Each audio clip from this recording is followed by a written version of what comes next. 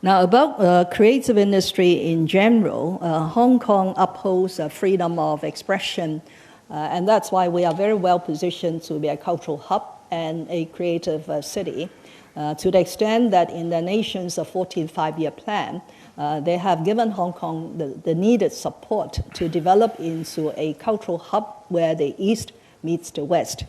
Your specific question was probably prompted by the guidelines issued by the Secretary for Commerce and Economic Development on the subject of film censorship. Now, we have an ordinance in Hong Kong called the Film Censorship Ordinance, and we have a department, the OFNAA, which is responsible for administering this ordinance. When films are presented to seek approval for screening in Hong Kong, they have to decide whether that film is suitable for screening, and they have to give it the necessary classification. Now, previously, there wasn't a very clear condition or requirement about national security. But we cannot take for granted that there is a piece of legislation called the Hong Kong National Security Law, and it is not being fully implemented.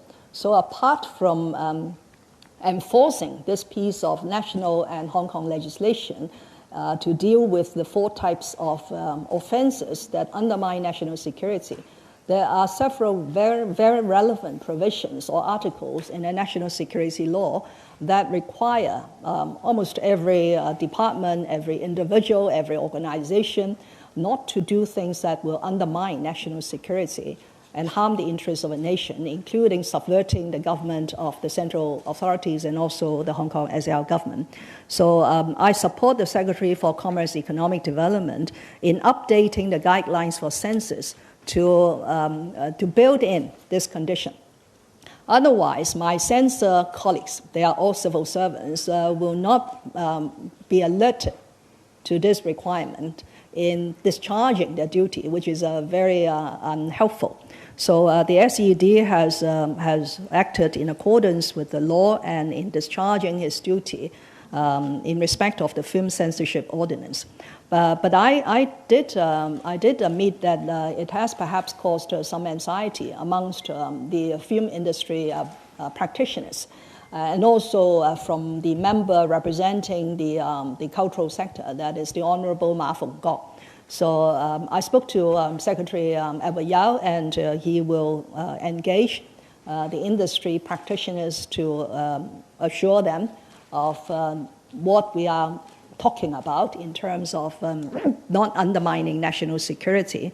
But one has to accept that rights and freedoms, including the freedom of expression, are not without restrictions. The court has ruled on many, many occasions that at the end of the day, some of these individual rights and freedoms have to be restrained by law in order to have a civilized society, in order to have a safe city.